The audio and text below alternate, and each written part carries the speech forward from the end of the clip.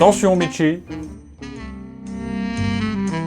Attention, tu vas faire une connerie.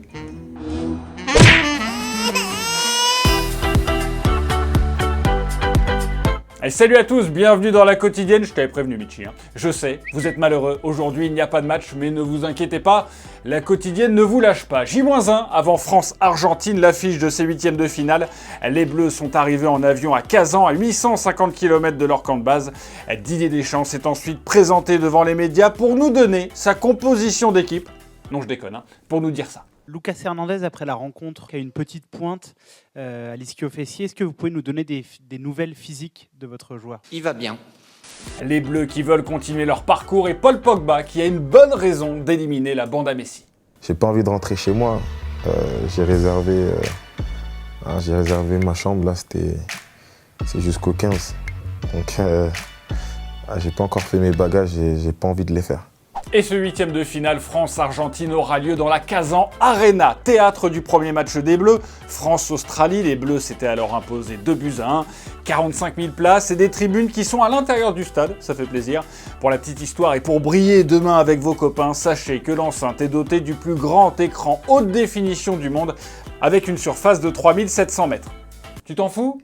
C'est normal. Mais attends, j'ai une autre info. Un stade capable de se transformer en piscine pour accueillir les mondiaux de natation, c'était en 2015. Tu t'en fous encore ? C'est normal. Et ce vendredi, les Bleus font la une de la presse argentine, notamment du quotidien généraliste Uno. Regardez, la France, une équipe de jeunes étoilés. Vous ferez attention les mecs, Blaise Matuidi et Olivier Giroud sont sur la photo. Bref, le quotidien sportif Olé maintenant reprend lui des propos de Samuel Umtiti hier en conférence de presse. À nous de jouer contre un géant.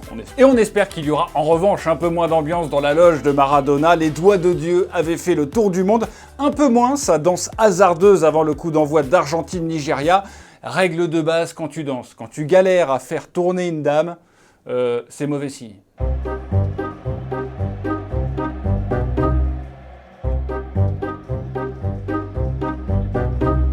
Super déhanché. Et France-Argentine, c'est demain à 16h sur TF1. Allez les Bleus.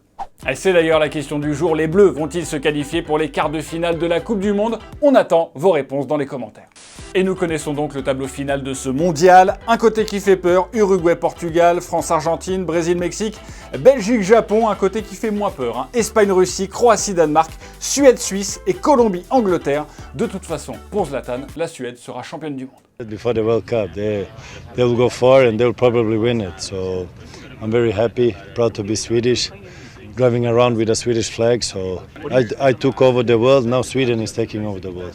De leur côté, les Belges ont terminé premiers de leur groupe en battant l'Angleterre 1-0. Il faut dire que les Diables Rouges étaient drôlement bien préparés.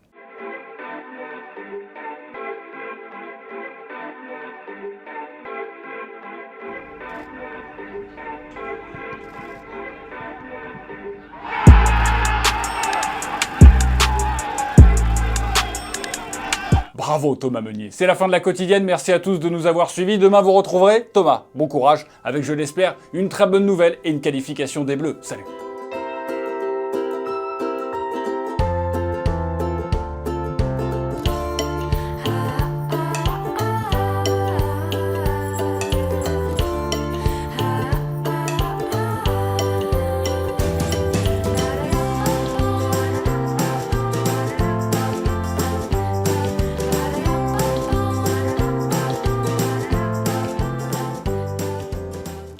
Et au fait, vous voyez le petit logo Téléfoot au milieu de l'écran, eh bien on clique dessus pour s'abonner, rejoignez-nous pour avoir la quotidienne dès sa sortie chaque jour et aussi tous les contenus exclusifs de Téléfoot. A tout de suite.